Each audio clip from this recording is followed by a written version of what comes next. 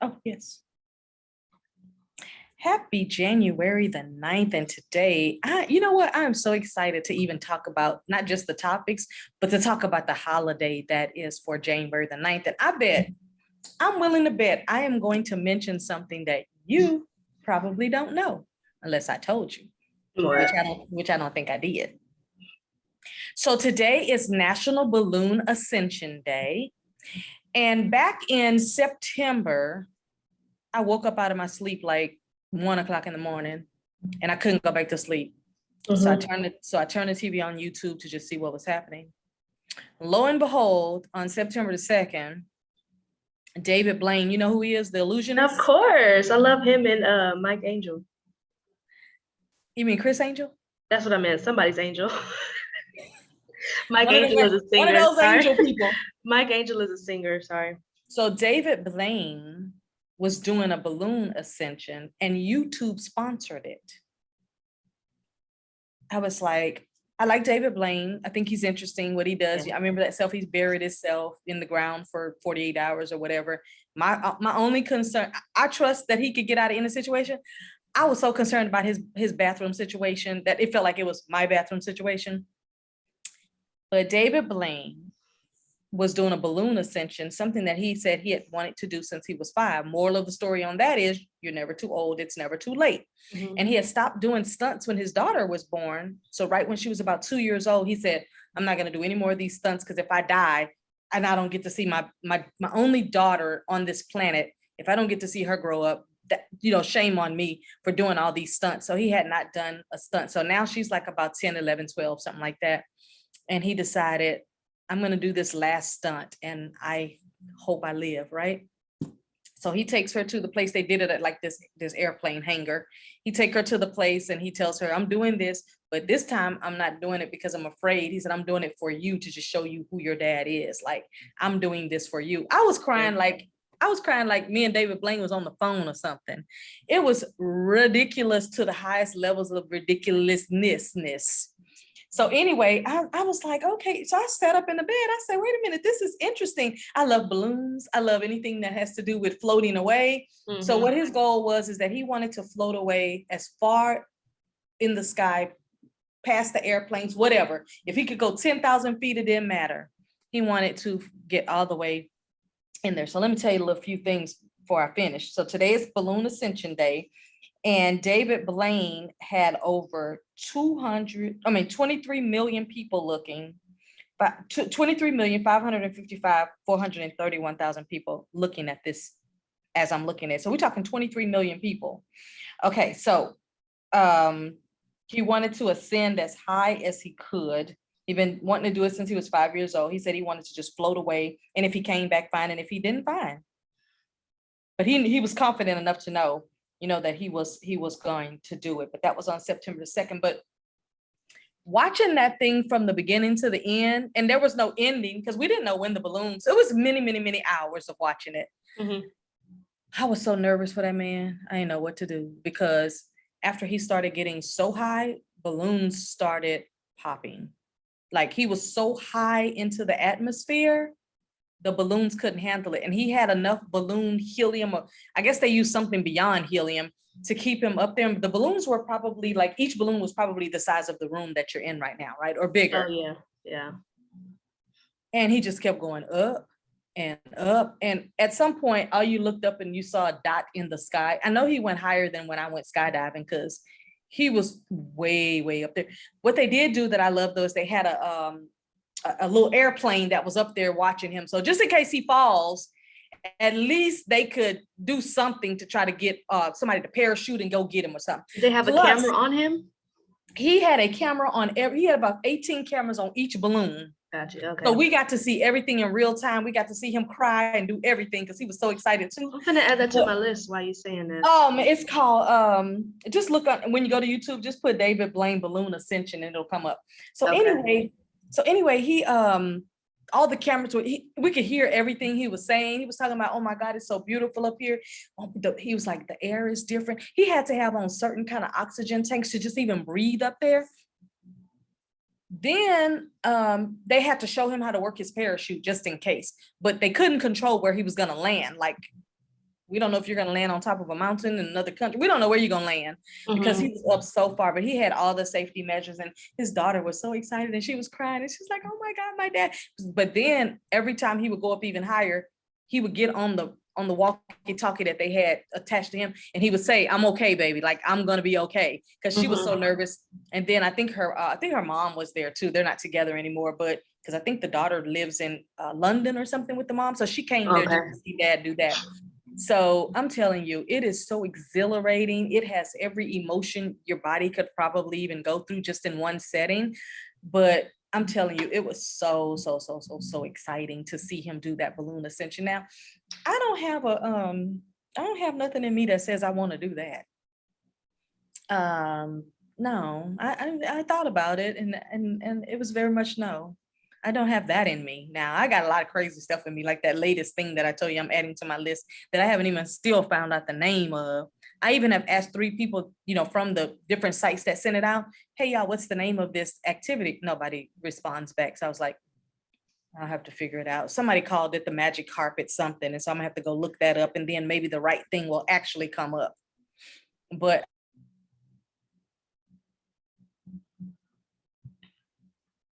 show of David Blaine, I like look to see what he's doing, and then I would come back to the end to see if it, was okay or whatever. But it was good. That was really good. So I was kind of happy to see that this holiday was today, because I'm pretty sure he's celebrating. Can you imagine, like, he would be celebrating that today too, because he did something that he'll be put in the Guinness World Book of Records, because no other human has attempted it. There's probably going to be other people that are going to try to attempt it to break his record, but I don't think anybody's going to be bold enough to go behind David Blaine, because he does a lot of things that most people would not survive. This man has starved his body to be able to do certain activities, and then he gets back in health. And that was the other thing he was saying, from all of the things that he's done over time, it has messed with his organs and all kind of things, but this is what he does for his living. So you take the good with the bad. It's kind of like when you work an office job and you sit in a chair for 10 hours, that's not good for your back, your organs, or your nothing, but that's the job you have. So he looks at his job the same kind of way, which I respect him so much for that. Have you heard, that's what I've been trying to look up this whole time, because that reminded me of this movie. It's an old movie about this guy that it looks like a submarine, but it's not.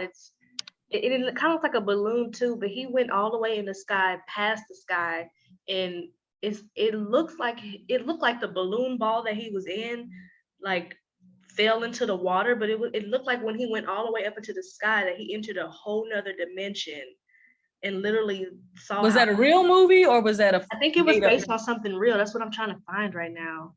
Yeah, find that, because that's right up my alley. I'm that girl that used to watch Twilight Zone and all that. He was looking outside, like it looked like it was just light everywhere. Like he went past it, literally like a portal that he entered when he went way up, like higher than the planes can go. Well, I was so happy that they put cameras on every one of those balloons, because give us a bird's eye view into you're gonna take the risk to do it, but I wanted a bird's eye view into it. But it's on it's still on YouTube, and over 500,000 something, well over 500,000 people have looked at it. And I looked at that with this attitude. I said, nobody better not have hit that dislike button, and nobody had. So I was happy, because I was like, if you hit the dislike button, you're just mean. Like you're just not even human, because there was nothing on there to dislike. It was all love. It was really great. And then I was looking at some of the comments, and people felt just like I did, like it was quite exciting. But today, my topic is going to be things that you can do to work on your personal development and why it's a great idea. And then your topic, Angie? My topic is recreating my music library. I just actually had to do that last week. There's a lot of songs that I had to get rid of because it felt outdated to me. Like even But you don't love them enough to keep them on there? No, because I kind of grew out of it. Because there's so many new songs that I'm liking, so it's kind of time to move some out. Like, so I have a playlist I'm gonna have to put a whole folder and put my stuff in a playlist in a folder over somewhere else where I don't have to see them, because literally in my playlist all I have is JJ Fad, Run DMC, LL Cool J, Big Daddy Kane, some different old southern soul, slick mouth music. I got the Cupid Shuffle in there, of course. I got all of that kind of stuff. Like, and it just never gets old to me. Never. Now, I'll tell you right now, I don't have any new music. I think the newest thing I probably have in my playlist is Adele, Rolling in the Deep. What year was that? The 90s? Other than that, I don't have anything else new because the music now, I do get tired of it very quickly, but my old school music, I have never found a time that I'm getting tired of it. Like the other morning, I woke up and I wanted to hear some Alexander O'Neal. Do you even know who that is? Mm-mm. If you were here tonight. Oh, okay, never mind. You're not giving me the look like you know. But anyway, No. so I had a flavor for some Alexander O'Neal the other morning, and I just got up and just put that on and was rocking every now and then I'll get a little flavor. I want to hear a little Aaron Hall, a little Keith Sweat. I don't know, the music today, I could absolutely do without it. So how are you going to redo your playlist though? Like, how do you do it? Because I don't know what to do with mine at this point, because I'm not going to get rid of any of that music. Well, I just moved them out of my library. Like, for an example, I have a playlist that's like 18 hours. Wait, let me see how many hours. Let me go So back. you move them out of the actual viewing part and put them over in a folder where you'd have to click on. Like if I had a folder called old school music, I would just click on that. And then I could have multiple folders. It depends on what you're on. Like on Spotify, for an example, I have an R&B album that's 14 hours and 37 minutes worth of music. Okay. But on YouTube specifically, I have the area where it says songs. Mm-hmm. There's stuff like I have the whole Bruno Mars and Anderson .Paak Silk Sonic album, but I don't really necessarily want all the songs. So what I'll do is like listen to the whole album and then weed out the ones I don't want, because as I have like the iTunes playlist, and then I have my Pandora playlist, but I never created so you just gave me a good idea. So I just wrote that down to remind myself because I have Spotify on my phone and on my iPad, to go in there and to update. Because when I'm sitting at my desk at, my office, I just put on YouTube and I type in, like if I want to listen to CLB, I just put in CLB album and I can just listen to every single song, or Don to listen to every single song, or whoever else. Like yesterday, I had to go, I just like the way this boy sound. Well, I like the way this person sounds. I had to go and pull up all of Saucy Santana music. I didn't know about his music. Like I've heard only snippets of certain things, like that little dance thing. Good, yeah. Like the dance thing they put the remix to Kirk Franklin on. Yeah, I'd only heard maybe 2 of his songs, but he's getting ready to do 2 reality shows on your network, the Zeus thing. Yeah. And they were playing some of his music. I say, I could get down to that now. He doing old school rap where it sound like it can last and you could really dance to it or whatever. So good club music. Listen to all his stuff. Real good club music, right? Yeah. Right. So you just gave me a good idea. I just wrote down that I could definitely go and create a list on Spotify, because when you're on road trips and stuff, we need to be able to take turns with that aux car, because some of y'all music is pretty rough. I'd be having to put a mask on my face. Is rougher than mine. Who? Yeah, I felt a little uncomfortable that one song she was playing. I'm like, girl. And I'm sitting in the backseat like this. Wow, am I not back here? But oh well, a couple of those songs, I was like, send me that. I gotta hear that. Who was that one that you sent me that I was like, that's absolutely sound like old school JJ Fad? Who was those girls? Masonics, Masonakis, City Girls? Who? City Girls? No. It started with an M because I said the name wrong and you said that is absolutely not that. It was that song. I said, text me that because I need to know who sing that. It started with an M. What's her name? Manila or something like that? Yeah, I was like, I gotta have that right there. That Beating Down Your Block song? Yeah, I wanted to. I said I gotta have that on my list. So there's a couple, and I can always get the version without the cuss words. It's just not as fun because I can honestly tell you, don't laugh at me, okay? I literally thought that song that was saying "Go Baby," I thought it was saying "Go Baby."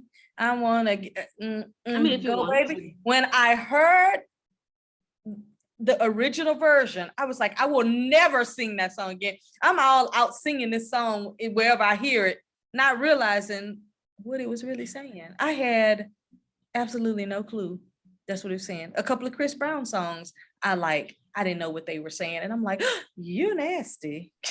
I'm still trying to find this movie. I'm not going to be sad. Yeah, find that movie because I need to watch that movie. But as far as like personal development, when I think of personal development, I have to think of it in its totality of literally retraining your brain. Because one thing I will tell you that I know for sure is that when you're working on yourself and you're going through a phase of personal development and positivity and resetting your mind and good and good thinking does not mix with negativity. Like there's always going to be something negative around you that you perceive to be, something that you don't like or whatever. Yeah. But I'm getting feathers in my mouth. To be working on yourself, but then also harboring negativity, it's going to always clash, because as you start to work on yourself, your mind is going to start to recognize, okay, I don't like that, or, I shouldn't have said that, or I shouldn't do that, or I shouldn't be negative like that. And you'll start to have a battle with yourself. I know for me, when I decided to go through a series of lots of personal development and retraining my brain, there were people I had to cut off. Like there were people I couldn't be around them. I couldn't listen to what they had to say. I did not want to associate with them. I wasn't playing with them. Like I didn't want to have anything to do with them literally at all. So those type of things will absolutely happen, because you'll start to notice things that people say, things people do. Like I know me and you were talking one time and you were saying that you noticed that sometimes people didn't invite you to different parties and stuff. And you'd look back and like, if we're friends, then I should have been at least invited and had the opportunity to say no. Yeah, like invited from you specifically. Because you would have done the same associate. for them. Yeah, you would have invited them to your get together or whatever. So you start to notice things like that. But when you don't have that retraining of the brain, you kind of almost let people step over you, let people run over your boundaries, you let people get you in situations darn well you shouldn't have been in. You let people, kind of do things that don't end up matching up with what you say. And I'm real big on, if I see something that I'm working toward, everything I do every single day has to match up with that.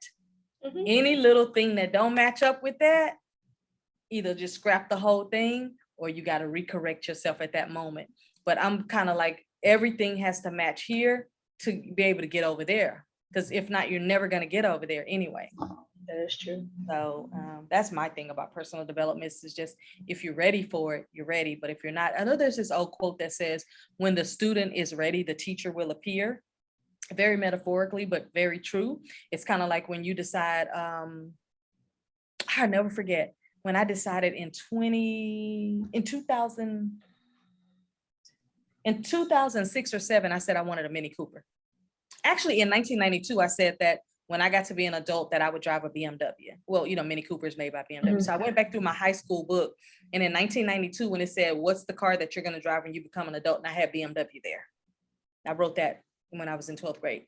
So right around about 2007, 2006 or something like that, I said, I'm going to buy me a Mini Cooper, but I'm not going to buy it until I can pay for it, because I don't want a car note, because I don't want to resent, having to pay a car note, because I knew it was going to be expensive or whatever. So all of a sudden I started seeing Mini Coopers everywhere. I had never really seen them out like that. I would only see them on TV. There's a movie called The Italian Job. I would see them on different stuff.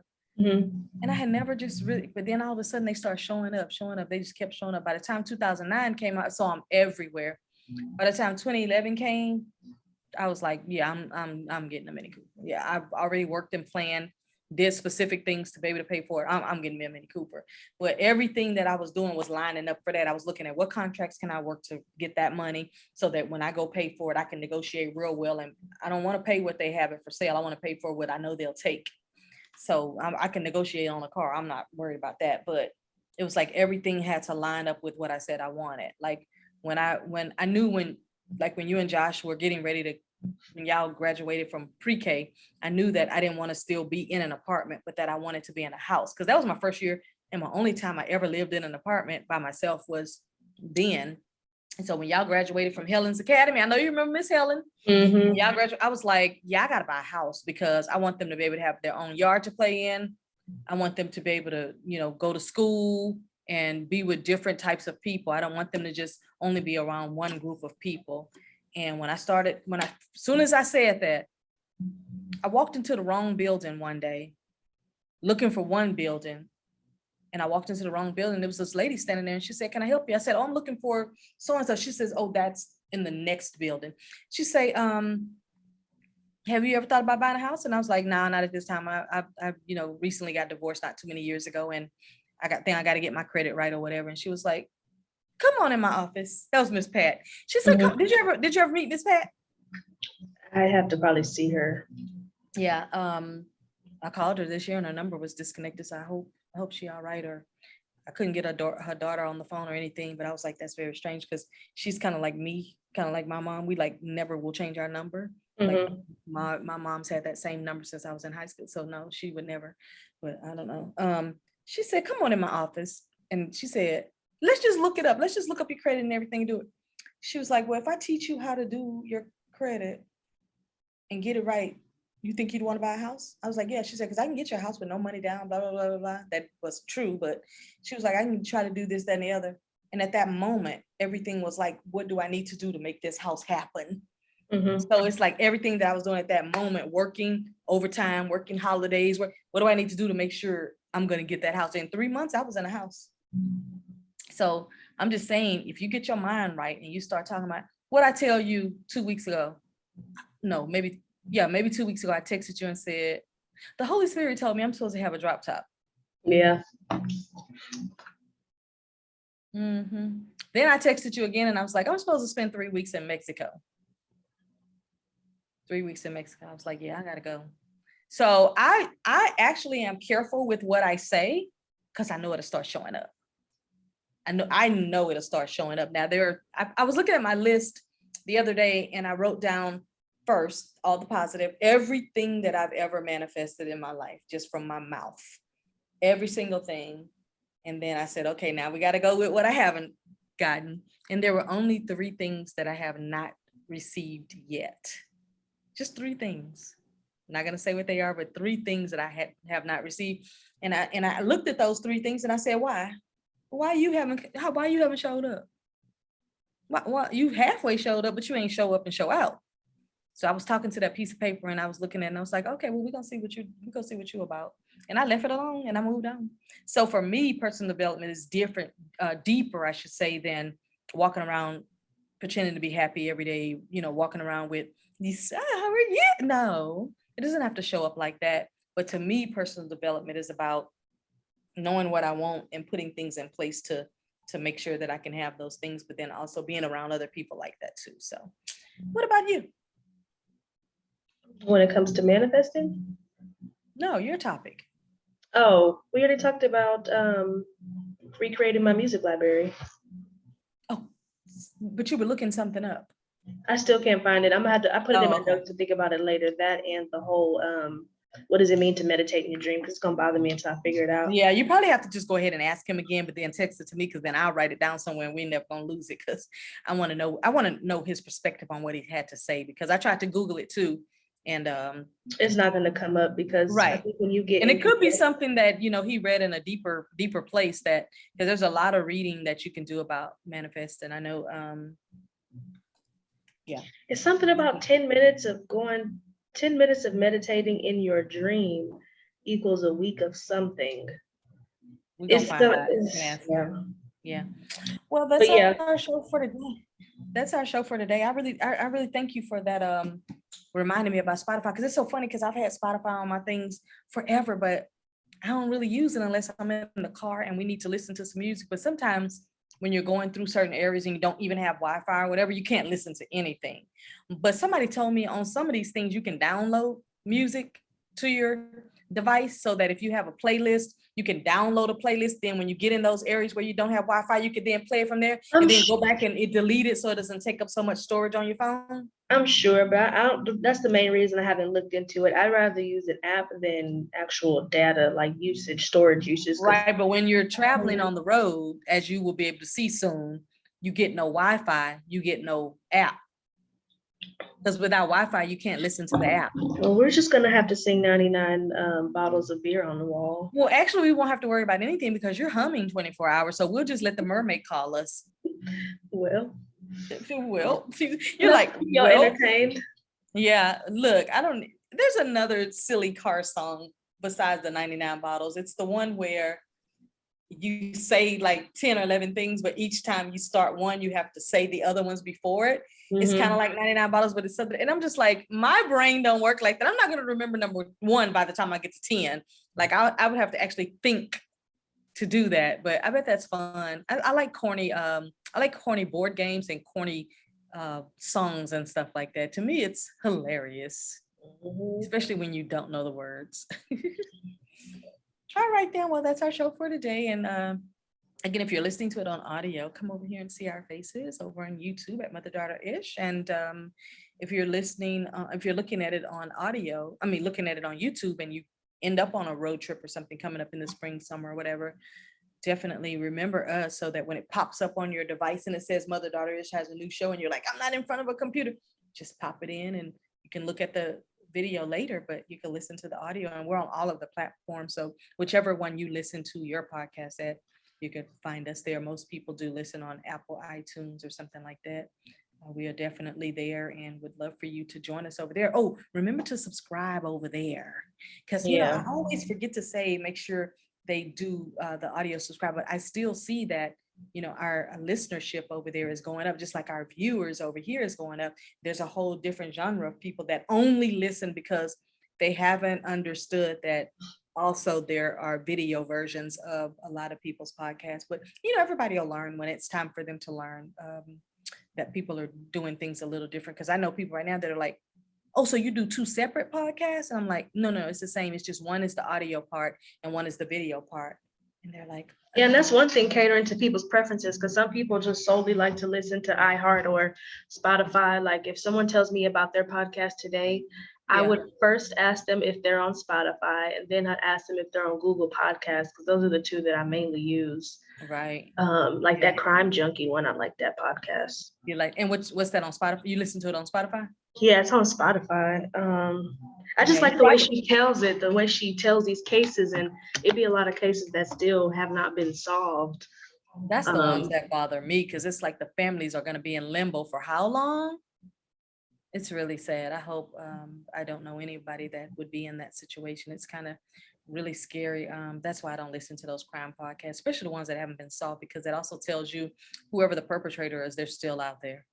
They're still probably doing the same thing, I keep saying that, but it might be like the wannabe lawyer or private investigator in me that be like, or the police asking questions or thinking stuff.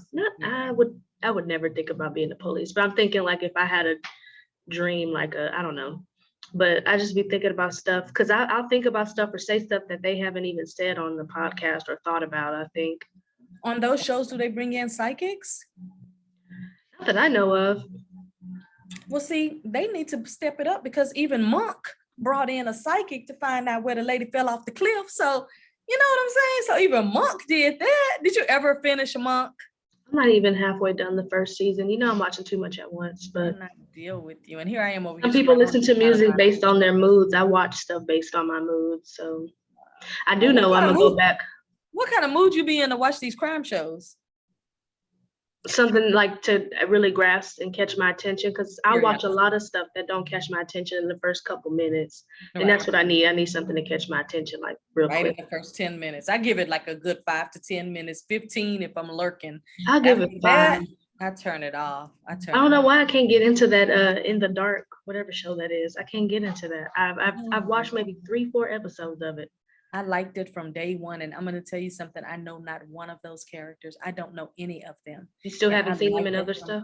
I liked it from day one. Mm-hmm. Yeah, and I was in on it on day one, and then when they put it on Netflix, I was like, yes.